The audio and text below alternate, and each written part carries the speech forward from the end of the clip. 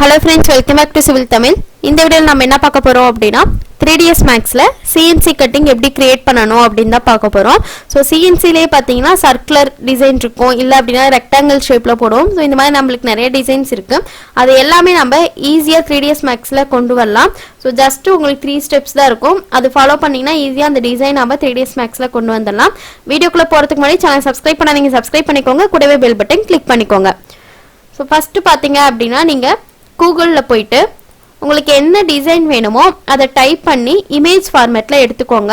நான் இப்போ எக்ஸாம்பிளுக்கு சர்க்குலர் CNC டிசைன் அப்படின்னு சொல்லிட்டு டைப் பண்ணியிருக்கேன். அப்படி டைப் பண்ணீங்கன்னா உங்களுக்கு நிறைய இமேஜஸ் ஷோ ஆகும். உங்களுக்கு எந்த இமேஜ் வேணுமோ அதை எடுத்துக்கோங்க. சப்போஸ் இந்த மாதிரி உங்களுக்கு 8 இமேஜ் இல்லை 7 இந்த மாதிரி ஒரே இமேஜ்ல இருக்கு அப்படின்னா நீங்க அதை டவுன்லோட் பண்ணிட்டு உங்களுக்கு எந்த டிசைன் வேணுமோ அதை மட்டும் கிராப் பண்ணி இமேஜ் ஃபார்மேட்ல வச்சுக்கோங்க. அதுக்கப்புறம் பார்த்தீங்கன்னா இன்னொரு இதில் இமேஜ் டு வெக்டார் கன்வெர்ட்டர் அப்படின்னு சொல்லிட்டு இன்னொரு டேப்ல போட்டிங்க அப்படின்னா உங்களுக்கு கன்வர்ஷியோ அப்படின்னு சொல்லிட்டு ஒரு வெப்சைட் இருக்கும். அதை ஓப்பன் பண்ணிக்கோங்க.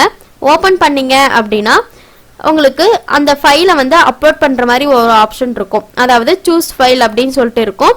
அந்த இடத்துல கிளிக் பண்ணீங்க அப்படின்னா நீங்கள் எந்த ஃபைல் டவுன்லோட் பண்ணியிருக்கீங்களோ அந்த ஃபைல் ஓப்பன் பண்ணிக்கோங்க. நான் எக்ஸாம்பிளுக்கு ஆல்ரெடி டவுன்லோட் பண்ண ஃபைலை வந்து இதில் இம்போர்ட் பண்ணியிருக்கேன். இதை அப்லோட் பண்ணிட்டு இந்த இடத்துல கன்வெர்ட்னு இருக்கும். அதுக்கு முன்னாடி இந்த இடத்துல கீழே வந்து பார்த்தீங்கன்னா உங்களுக்கு டவுன் ஏரோ கொடுத்து உங்களுக்கு எந்த ஃபார்மேட்ல கன்வெர்ட் பண்ணணும்னு சொல்லிட்டு கொடுத்துருப்பாங்க. இப்போ நம்ம கன்வெர்ட் பண்ண போகிறது வெக்டார் ஃபார்மேட். நீங்கள் வந்து ஆட்டோகேட்ல பண்ணுறீங்க அப்படின்னா DXF ஃபைலை நம்ம கன்வெர்ட் பண்ணணும். அதுக்கு வந்து கேட் ஃபைல் போய்க்கோங்க. இப்போ நம்ம 3dsmaxல இம்போர்ட் பண்ண போகிறோம். அதனால வெக்டாரில் AI ஃபார்மேட் வந்து சூஸ் பண்ணிக்கோங்க. ஓகேவா? ஸோ AI ஃபார்மேட் சூஸ் பண்ணிட்டு கன்வெர்ட் கொடுங்க. இந்த இடத்துல கன்வெர்ட் அப்படின்னு சொல்லிட்டு கொடுத்தீங்கன்னா உங்களுக்கு அப்லோடிங் வரும். ஸோ அப்லோட் ஆனக்கப்புறம் உங்களுக்கு கன்வெர்ட்டிங் வரும். கன்வெர்ட் ஆனக்கப்புறம் பார்த்தீங்கன்னா உங்களுக்கு பக்கத்துலேயே டவுன்லோட் அப்படின்னு சொல்லிட்டு ஒரு சிம்பிள் இருக்கும். அதை டவுன்லோட் கொடுத்தீங்க அப்படின்னா உங்களுக்கு AI ஃபார்மேட்டில் டவுன்லோட் ஆகிடும். ஓகேங்களா? ஸோ இப்போ 3dsmaxல போயிட்டு இந்த 3dsmax ஐக்கான் இருக்கு இல்லையா, அதை கிளிக் பண்ணீங்க அப்படின்னா இம்போர்ட் அப்படின்னு சொல்லிட்டு ஒரு ஆப்ஷன் இருக்கும். அதை கிளிக் பண்ணிட்டு மெர்ஜ் கொடுங்க. ஸோ மெர்ஜ் கொடுத்தீங்க அப்படின்னா நீங்கள் டவுன்லோட் பண்ணியிருக்க ஃபைல் வந்து .ai ஃபார்மேட்டில் உங்களுக்கு டவுன்லோட் ஆயிருக்கும். அது உங்களுக்கு ஷோ ஆகும். சப்போஸ் உங்களுக்கு காட்டலை அப்படின்னா ஃபஸ்ட்டு இந்த இடத்துல 3dsmax ஃபைல்னு இருக்கும். ஓகேங்களா? ஃபைல் டைப் வந்து இந்த மாதிரி இருந்துச்சுன்னா உங்களுக்கு காட்டாது.